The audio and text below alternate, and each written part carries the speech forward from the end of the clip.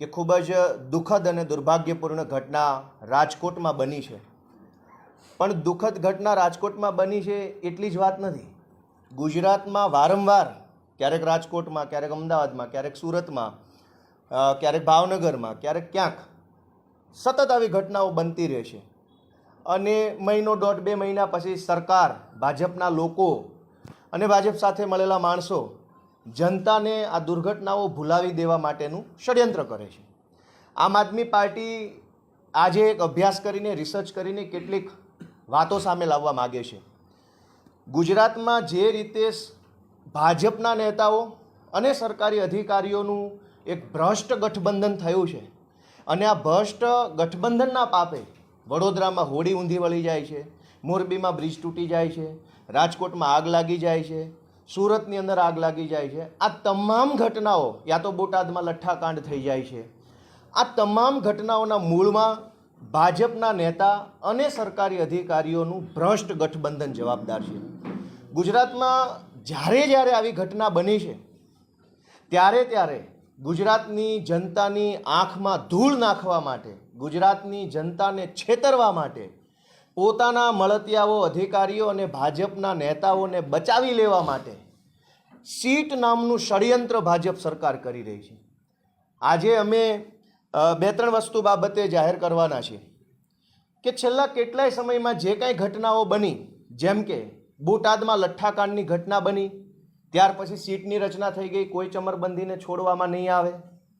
મોરબીની અંદર દુર્ઘટના બની, સીટની રચના થઈ, કોઈ ચમરબંધીને છોડવામાં નહીં આવે.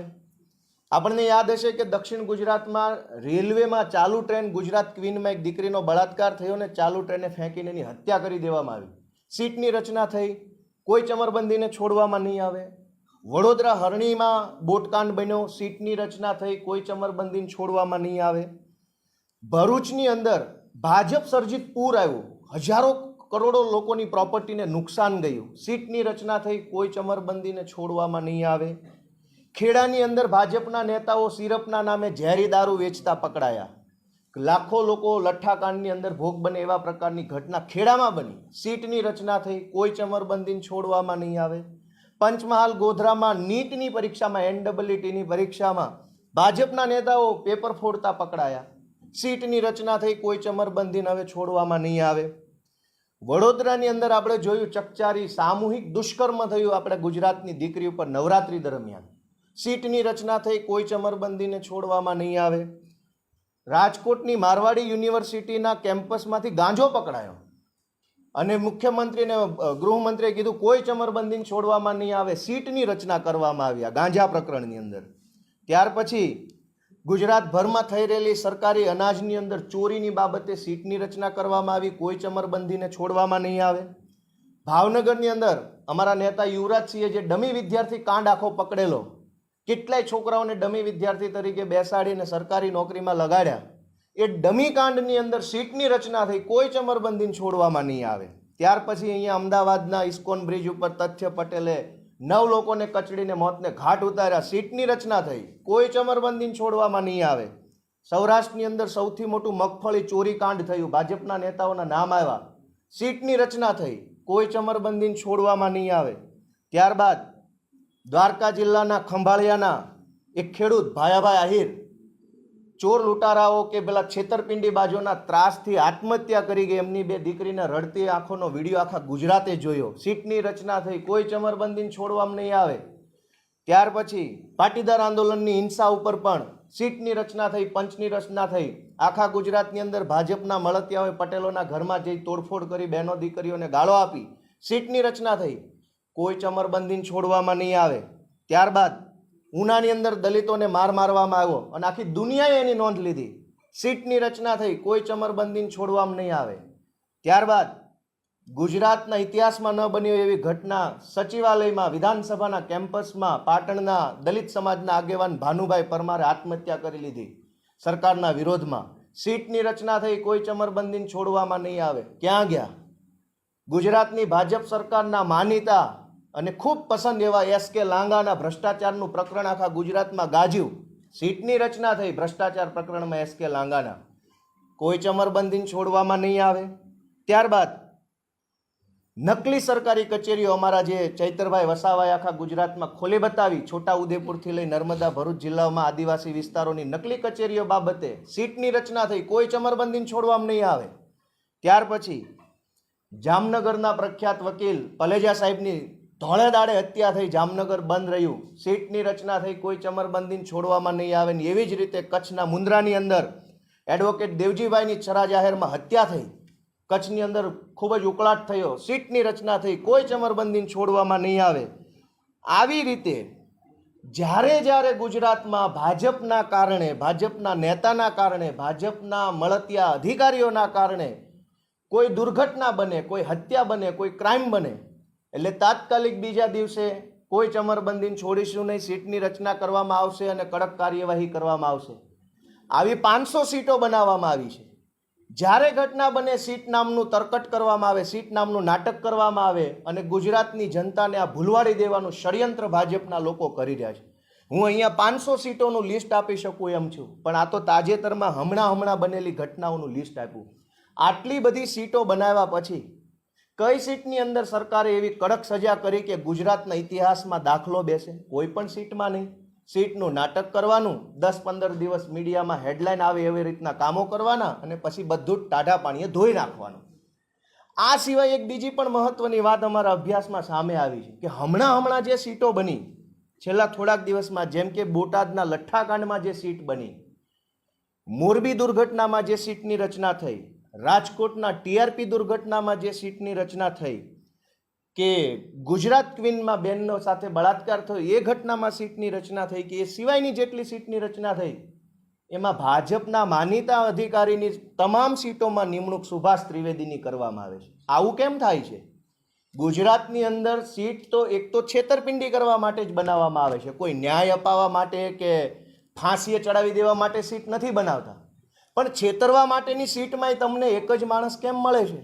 આખા ગુજરાતમાં એક જ વ્યક્તિને કેમ તમે વારે ઘડીએ સીટમાં નાખો છો? એનો મતલબ એમ સમજી શકાય, એમ વિચારી શકાય કે ભાજપના મળતિયા અધિકારીઓ ભાજપને દ્વારા બનાવેલી સીટ બધા ભેગા મળી અને ટાઢા પાણીએ લોકોની આંખમાં ધૂળ નાખી અને લોકોને છેતરવાનું ષડયંત્ર કરી રહ્યા છે. રાજકોટની ઘટનામાં પણ સીટ નામનું ષડયંત્ર ચાલુ કર્યું છે ભાજપે. સીટ આમ કરી નાખશે ને સીટ તેમ કરી નાખશે ને. આમ આદમી પાર્ટીનું એવું કહેવું છે કે ગુજરાતની આ જ જનતાએ તમને 156 સીટ આપી છે. 156 સીટ લીધા પછી તમે ગુજરાતની જનતાને સીટના નામે છેતરો છો. શરમ નથી આવતી ભાજપના લોકોને? 156 સીટ હોવા છતાંય સીટ, ઉનાકાંડ સીટ, વડોદરામાં સીટ, મોરબીમાં સીટ, રાજકોટમાં સીટ, અમદાવાદમાં સીટ, સુરતમાં સીટ. આ શું આદર્યું છે? આમ આદમી પાર્ટીએ નક્કી કર્યું છે કે ગુજરાતની ભાજપની સરકારે ગુજરાતના લોકોને છેતરવા માટે, મૂર્ખ બનાવવા માટે, ભૂલવાડી દેવા માટે જે કાંઈ સીટો આજ દિવસ સુધી બનાવી છે એ ઘટનાના પીડિતો, ભોગ બનનારો કે એના જે કાંઈ પણ વ્યક્તિઓ હોય એને આમ આદમી પાર્ટીના અમારા તમામ પદાધિકારીઓ મળશે એવો કાર્યક્રમ અમે બનાવ્યો છે. ઉનાકાંડ હોય કે થાનગઢ કાંડ હોય કે તક્ષશિલા કાંડ હોય કે પાટણનો કાંડ હોય કે કોઈ પણ પંચમહાલનો કાંડ હોય કે ખેડાનો ઝેરી સિરપ કાંડ હોય કે લઠ્ઠા કાંડ હોય, એ તમામ ભોગ બનનારોને, પીડિતોને આમ આદમી પાર્ટીના પદાધિકારીઓ આવનારા દિવસોમાં મળશે. તમામ પીડિતો સુધી જઈ અમે એમને પૂછીશું કે સીટ બની ગઈ પણ ન્યાય મળ્યો? સીટ બની ગઈ, ભાજપની 156 સીટ આવી ગઈ પણ કોઈને સજા થઈ, કોઈને ફાંસીએ ચડાવ્યા, કોઈને જેલમાં મોકલ્યા? અમે આ બધી જ ઘટનાઓના ભરૂચની અંદર જે પૂર આવ્યું એના પીડિતોને મળીશું, પેપર લીકના પીડિતોને મળીશું, બધાને મળીશું અને પૂછીશું કે ભાજપવાળાએ સીટ બનાવી, તમને ન્યાય મળ્યો? આરોપીને સજા થઈ, તમને સંતોષ છે? સારું કામ થયું, નથી થયું? કોર્ટ કેસમાં શું ચાલે છે? તમને કેવી કેવી તકલીફો પડે છે? સપોર્ટ સરકારી તંત્રનો કોર્ટમાં કે પોલીસમાં મળે છે કે નથી મળતો? આ બધી જ વિગતો એકઠી કરી અને ભાજપ સરકારનો ભાંડો ફોડવાનું કામ આમ આદમી પાર્ટી આવનારા દિવસોમાં કરશે. આમાં સમજવા જેવી બે વાત છે કે મોરબીની ઘટના બની કે રાજકોટની બની કે વડોદરાની બની, ઘટના બન્યા પછી ભાજપના તમામ નેતાઓ અધિકારીઓની ઉપર દોષનો ટોપલો ઢોળી દે છે. હકીકત તો એવી છે કે ભાજપના નેતાઓની મિલીભગતથી ભાગીદારીથી જ અધિકારીઓ છે એ આંખ આડા કાન કરતા હોય છે, પણ જ્યારે જાહેર થાય ત્યારે અધિકારીઓ પર દોષનો ટોપલો ઢોળી દેવાનો અને ભાજપના નેતાઓને આબાદ રીતે બચાવી લેવાના. આ એક ષડયંત્રનો હિસ્સો છે. રાજકોટની ઘટના પછી હું એક પૂર્વ અધિકારી તરીકે ગુજરાતના સૌ અધિકારીને એટલું જ કહીશ કે ભાજપવાળાના ચાળે ચડવું નહીં. આ લોકો ગમે ત્યાં ચડાવી દેવા માટે માહેર છે. ભાજપવાળાના ઈશારે જે કાંઈ અધિકારીઓ કામ કરે છે એના ઉપરવાળો આવા જ હાલ કરવાનો છે. આજે રાજકોટમાં જે જેલમાં ગયા છે એમને એમના પાપની સજા મળવાની છે, મળવી જ જોઈએ. અને આવી જ સજા મોરબીના પણ ચીફ ઓફિસરને મળવી જોઈએ અને વડોદરાના મ્યુનિસિપલ કમિશનરથી લઈને ફાયર કમિશનરથી લઈને જે કાંઈ હોય એને મળવી જોઈએ. જે લોકોએ ભાજપના ઈશારે ભ્રષ્ટાચાર કરી અને ભાજપના કહેવા પ્રમાણે બેદરકારી દાખવી છે એમને સજા થવી જોઈએ. ભાજપના નેતાઓને પણ થવી જોઈએ. અમને આશા છે કે કંઈક સારું કામ થશે. તમે જે મુજબ કીધું કે આપણે સીટના જે પીડિતો છે અમે એને મળીશું, એના જે લોકો ન્યાય નહીં મળે તો આપ કાયદાકીય લડાઈ લડશો, એના વતી આમ આદમી પાર્ટી 100% ગુજરાતની જનતાએ પસંદ કરેલા વિરોધ પક્ષ તરીકે અમે એમને મળીશું, એમનું દુઃખ દર્દ જાણીશું, એમની પીડા જાણીશું, એમને શું મદદની જરૂર છે એ પણ જાણીશું, કાયદાકીય મદદની જરૂર છે કે અન્ય કોઈ સપોર્ટની જરૂર છે જાણીશું. અને જાણ્યા પછી અમારાથી જેટલી મદદ શક્ય છે એ ખુલ્લા દિલથી મદદ કરવા માટે પણ અમે તૈયારી કરી છે.